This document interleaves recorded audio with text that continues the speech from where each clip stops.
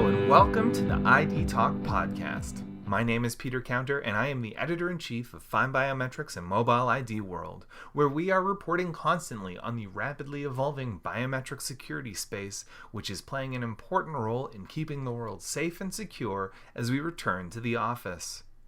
That's why, on this security-focused episode of the podcast, I am excited to present FindBiometrics founder Peter O'Neill in conversation with JJ Baird, Director of Engineering and Operations, North America, for IDEMIA. Their conversation begins on the state of physical access in 2021 and the new enterprise security landscape presented by the coronavirus pandemic. They talk about emerging markets and the importance of standards and interoperability in the security space before turning to some practical questions regarding biometric implementation. All of that and more is in store, so let's get straight to it. Without further ado, here is FindBiometrics founder Peter O'Neill in conversation with IDEMIA's JJ Baird, right here on the ID Talk podcast.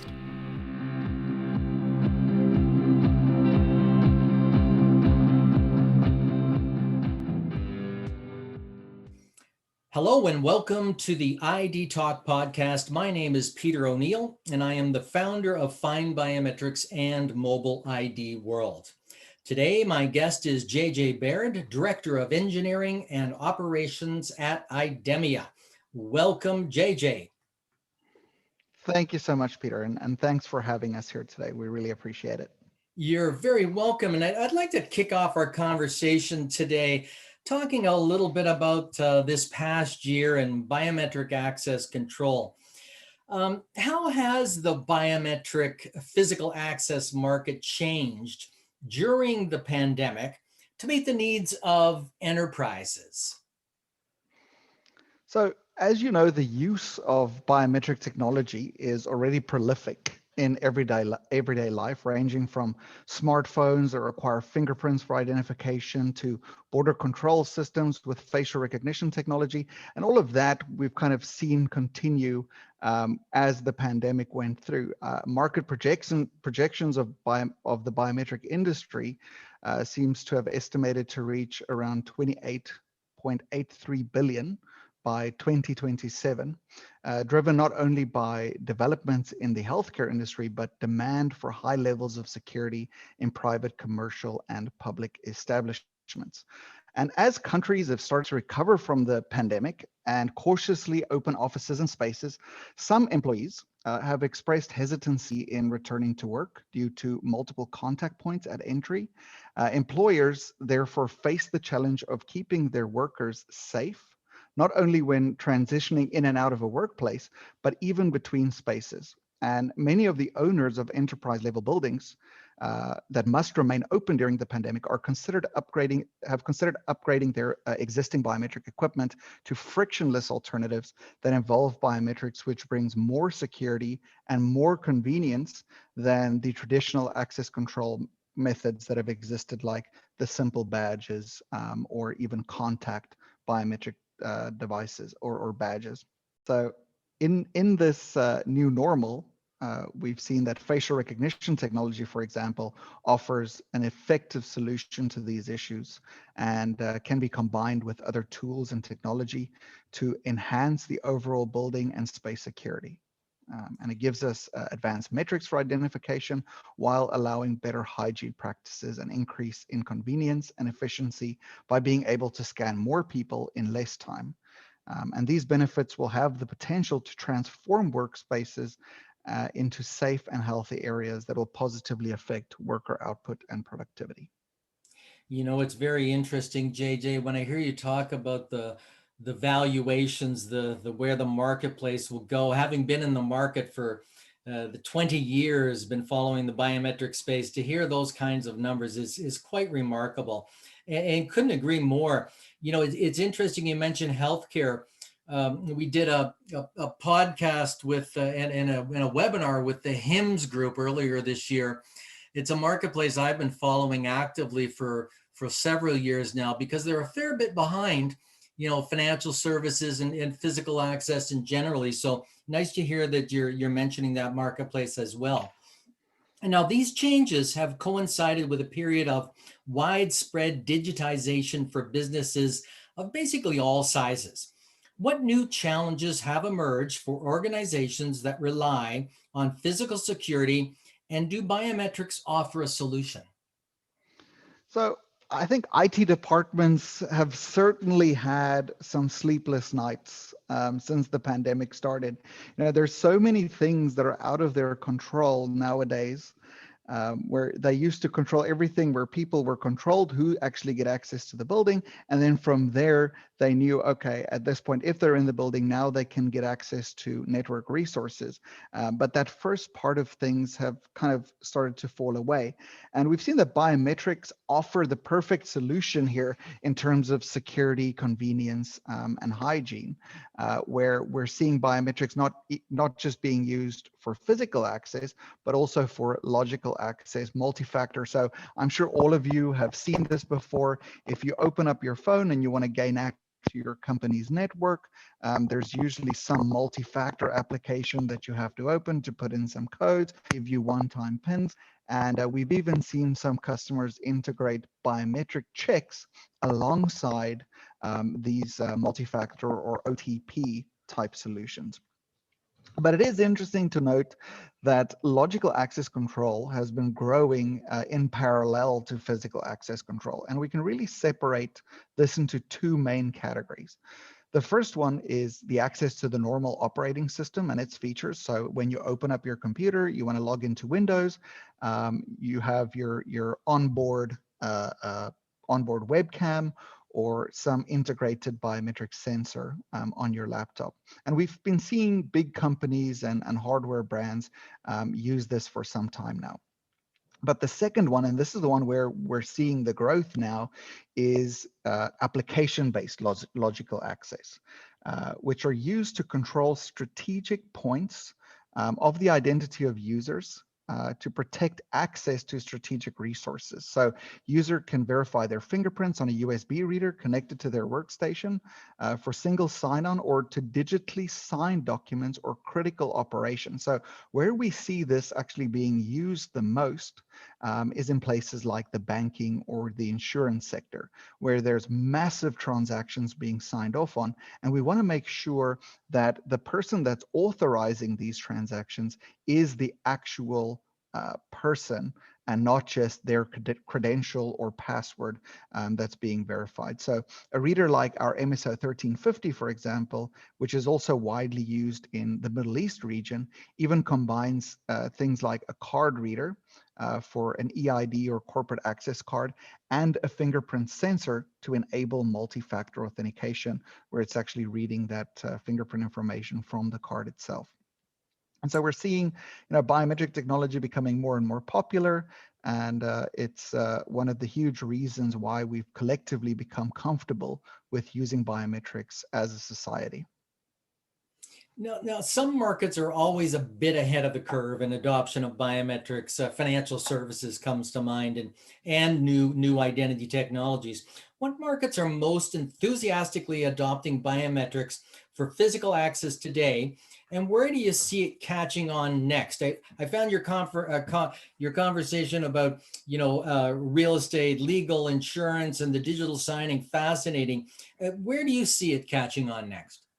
So some markets, as you know, are already mature, such as the government and data centers, especially within environments where there's a lot of regulation related to what they are supposed to do and what they cannot do.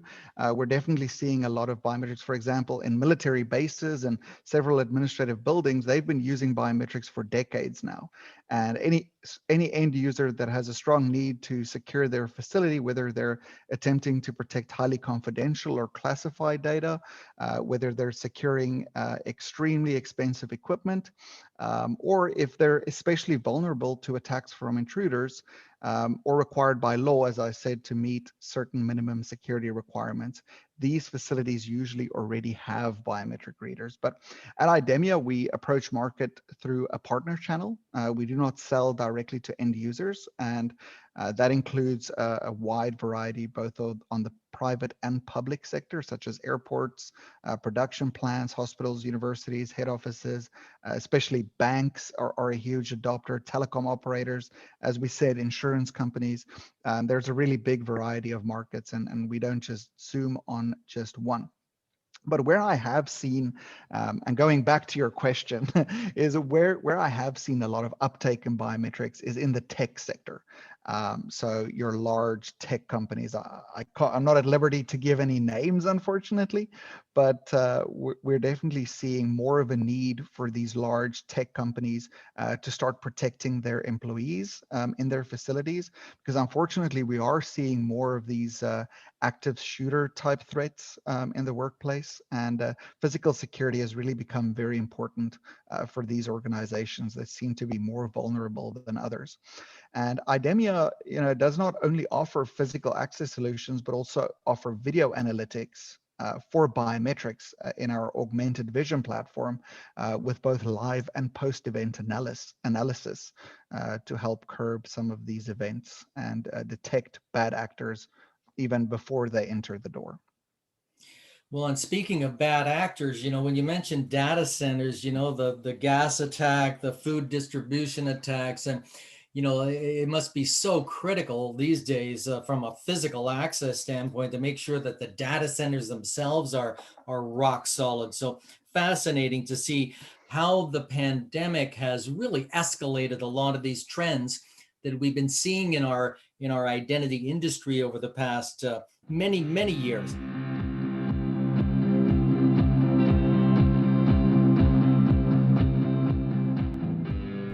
Did you know that IDEMIA invented frictionless biometric access? In 2015, IDEMIA unveiled the first 3D touchless fingerprint reader, MorphoWave. Cut to present day, and the next generation MorphoWave is found wherever high security meets high throughput. Why do security professionals choose MorphoWave technology by IDEMIA? Convenience for a start. Users are positively identified with a simple wave of the hand. Then there's the compatibility with multi-factor authentication and ease of deployment. Finally, it's friendly. MorphoWave's high-speed, touchless acquisition allows users to remain in motion while their identity is verified. Employees and visitors alike will find this security measure quick and non-intrusive. For a look at the next wave in frictionless biometric access control, visit idemia.com. And now, back to the podcast.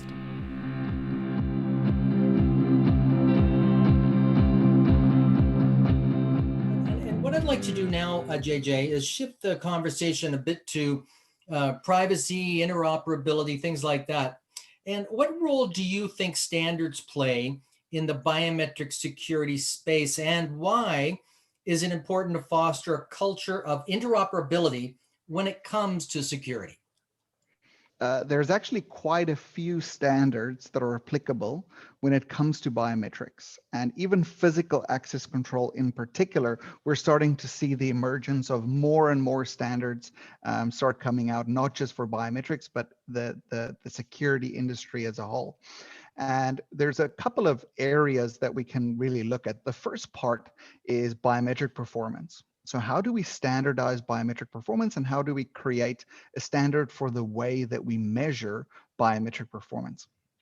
And IDEMIA actually works closely with the National Institute of Standards and Technology here in the United States, also just abbreviated to NIST, where we submit our hardware and algorithms for both interoperability testing as well as performance testing.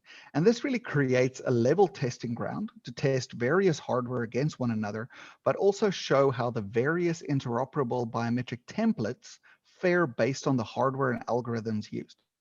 And IDEMIA is proud to announce that we have more #1 positions on NIST than any other of our competitors do. So it's important then for biometric templates to have some sort of standards for interoperability, so that if I scan or use one brand of biometric device, that same biometric can be used on another brand of biometric devices as well. The other standards we work on are with organizations like the PSIA, the Physical Security and Interoperability Alliance, as well as SIA. And I'm actually the technical chair for a standards organization here in the US, which is the PLAY standard, that deals with how do we share data between access-based systems. So this includes visitor management systems, identity management systems, biometric systems, and then in particular, PACS systems. And we've recently released a new profile in this PLAY specification that deals with the sharing of biometric information between these various types of systems. So we created a standard that ensures that one system can share data with another system without doing a lot of different work and creating specific integrations with specific vendors and specific brands. And so we're also seeing advances in various standards related to mobile credentials now, with things like the PKOC or PCOC. It's short for the Public Credential, Public Key Open Credential, with interest from the largest industry players that actually play in that market. And then, as you've seen, OSDP has also started to gain more traction, and we've now starting to hear more about OSDP request every day in every meeting that we have with customers. So it's interesting to see where it starts and it's all quiet, and then you start seeing market adoption and it becomes part of your everyday life. And it's really good to see that standards within the biometric and within the access control space has really started to take off, and it's really starting to also be embraced by the various players that are in our market.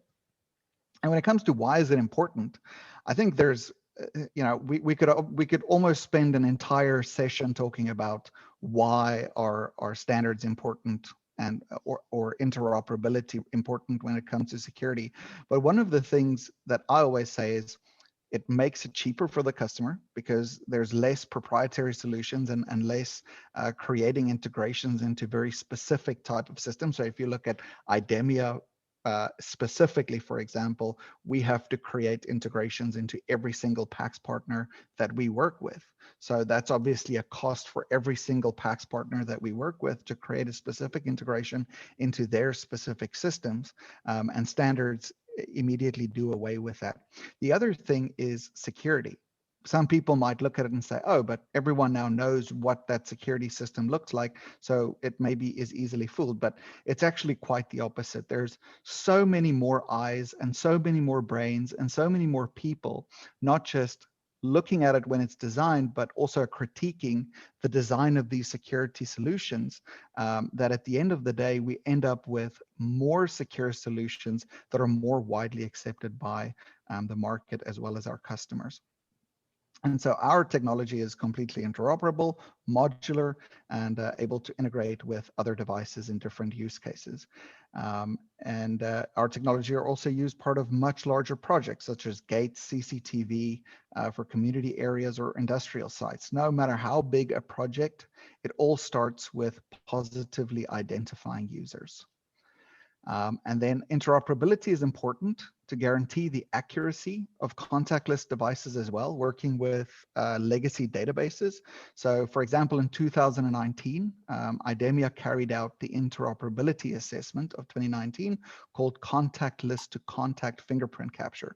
And this was a study where the objective was to test how well touchless systems actually work with legacy databases. NIST tested 6 sold contactless fingerprint scanning technologies by comparing how they fared with conventional touch-based fingerprint devices. The results show that contactless devices that scanned multiple fingers consistently achieved better accuracy than single finger scanning, and made less false positive errors than that incorrectly matched a person's print with someone else. And the testing with our hardware, the MorphoWave, which already underpins the currently sold MorphoWave, works well with legacy touch fingerprint scanners and other contactless solutions alike. It also highlights that this technology enables extremely efficient contactless fingerprint capture and matching against existing contact-based fingerprint databases. Well, you mentioned the MorphoWave, and I've got to tell you, it's one of my favorite products in the biometric industry. I remember vividly the first time I ever saw it, it was at an ISC West show in Vegas, probably, 6 or 7 years ago. Was that when it was launched? And couldn't believe how fast it was, and how far the technology had come. So I'm glad you mentioned that.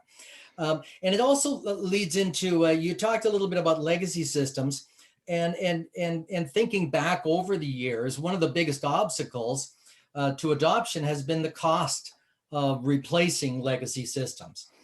Is that upgrade hurdle still a challenge? And what's the modern day experience like? So the cost of biometric solutions are definitely still higher than your traditional card-based access solutions. But what our customers are starting to see is that the ROI on these solutions are definitely outweighing the costs. So you're not only saving the costs on physical credentials, but also the costs to maintain and replace them. And you're also gaining that frictionless experience. And the frictionless experience means that less people try to circumvent security. And that circumvention of security, or the loopholes that are essentially created to get around things like people forgetting their cards, or losing their pin, or losing their cards, or forgetting their pins, or at the same or sharing their credential with someone, is completely eliminated. Thus, thus protecting these things that they try to secure the most, by giving value to that, and in the same time giving the user a faster and more convenient experience. Some organizations are using the technology even to secure talent for the organization. So we're seeing this a lot at places like colleges, where they might be bringing in some players for a particular sport. And as part of their demo of the college to these students, they say, well, look, we're using the latest and greatest in biometric technology as a differentiating factor for their experience. And if we talk about the modern deployment experience for biometric access, the experience is very similar to that of your PACS vendor. So if you've recently gone through an experience of deploying a physical access control solution, it's very similar to that. We do not sell directly to end users, as I've mentioned, and work through a series of channel partners and work with integrators. IDEMIA provides full assistance to our partners, integrators, and end users through sales engineering, support, and services. So we've got various services and support to ensure that the biometric deployment is as smooth and as easy right from the beginning all the way to the end, where the customer actually has the readers up and running and people are gaining access from a day-to-day basis. So we've really tried to make it easy and add additional resources and people that make the process easy. When you were commenting on the standards earlier, you mentioned SIA, and I Yep. sit on the Data Privacy Advisory Board for SIA. And as privacy regulations continue to develop, and public perception around identity management continues to focus on user data protection, we are increasingly seeing a spotlight shine on the privacy enhancing aspects of biometrics. What should a decision maker look for in a biometric solution when it comes to protecting user privacy? So I think the important thing is, when you're looking for a vendor out there that's going to provide your solution, look for an organization that's keeping up to date with the latest requirements related to biometric security and privacy. When we talk about things like GDPR, there's various facets related to user privacy. Everyone has their role to play in protecting user information. It's not just, the onus is not just on the manufacturer of the biometric hardware or the customer or the person actually implementing the solution. There is shared responsibility all the way down. And it's important to work with an organization that knows and that has gone through these things and knows who is responsible for what, to make sure that the customer remains in compliance. And it's also important that the biometric solution provides you with the tools that you need to understand what needs to be secured and what needs to be configured based on the data that's actually being stored and how the data is being stored. Individual biometric data like fingerprints or face are not stored by IDEMIA, for example. We do not store any images related to anyone's actual fingers or face, and the data that we store is reduced and changed into biometric point characters with their own template and biometric code. And this is then in turn again secured before processing. And that data that's actually stored can never be reverse engineered back into the original images ever again. Only companies which install these devices have highly secure access to this data pursuant to the current regulations. So we do not, as IDEMIA, have any access to our customer data at all. All of our solutions are primarily on-prem and belong to the organizations that store them. And we firmly believe that people need to know how their data is used, how long it's saved, why privacy by design solutions ensure that private data does not leak from government authorized environments, for example. And it serves to note that it's physically impossible, as I said before, to recreate the image of the fingerprints or face or iris from the template that we create, as templates only keep specific points and discard all other information from the original image. Our solution uses advanced encryption methodology to ensure the safety of the system. JJ, thank you very much for covering off those critically important points. Privacy is such an important topic these days, and I'm really happy to hear that IDEMIA is doing all that it is to secure all of that.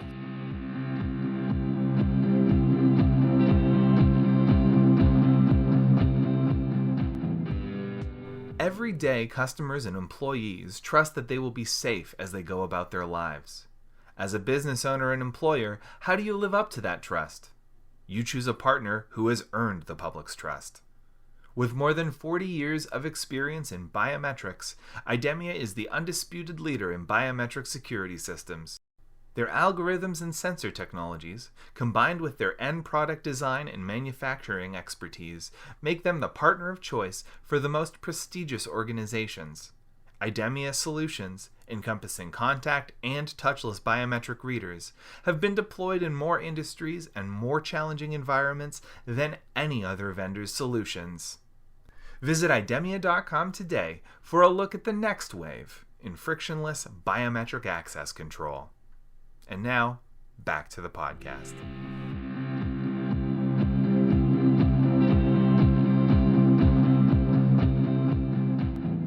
And now I'd like to change the focus again on our discussion and talk a little bit about the future. New authentication factors like mobile IDs and wearable credentials are constantly being introduced to an already varied security landscape.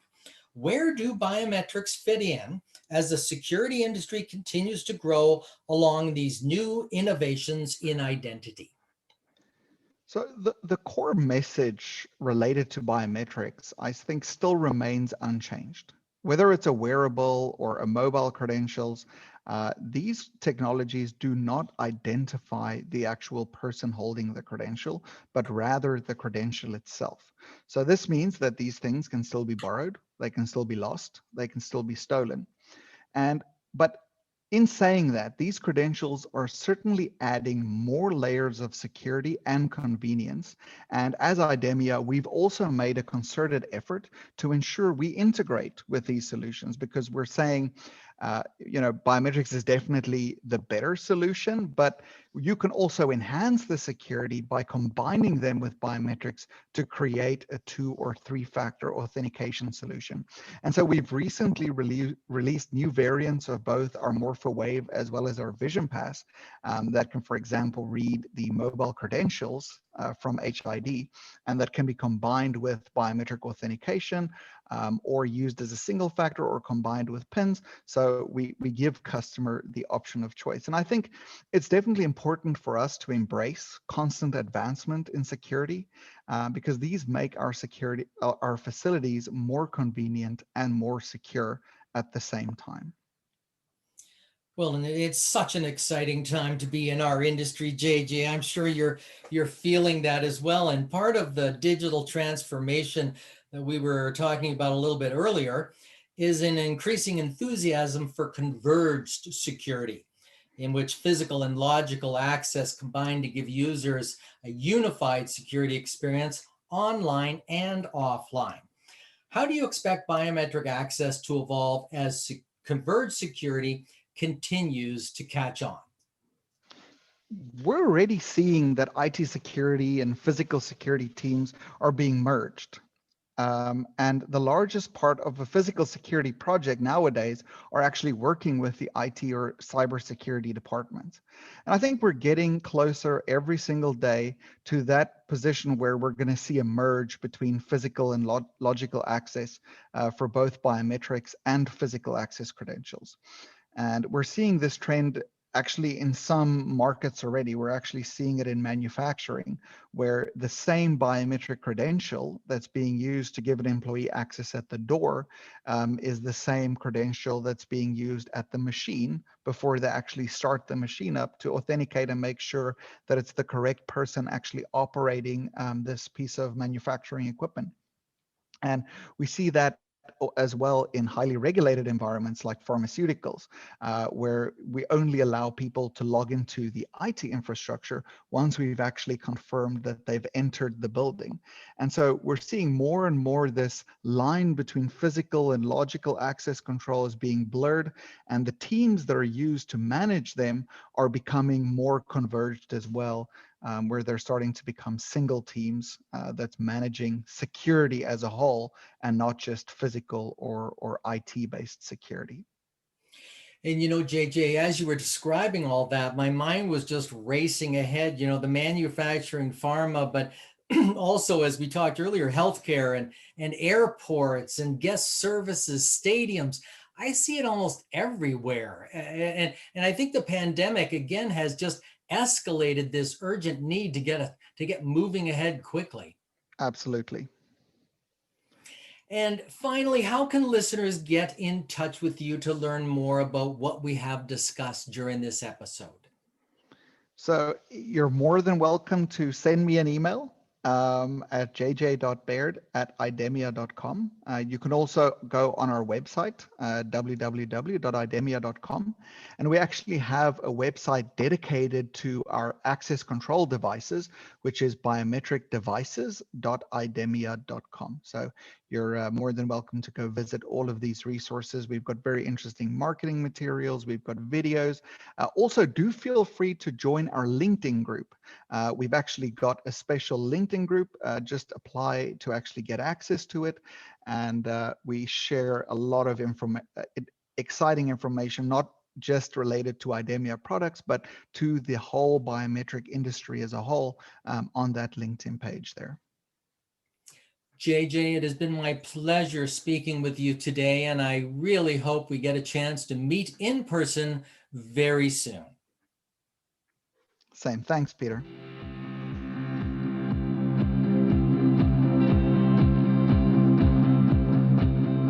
And so concludes our conversation with JJ Baird, Director of Engineering and Operations for North America at IDEMIA.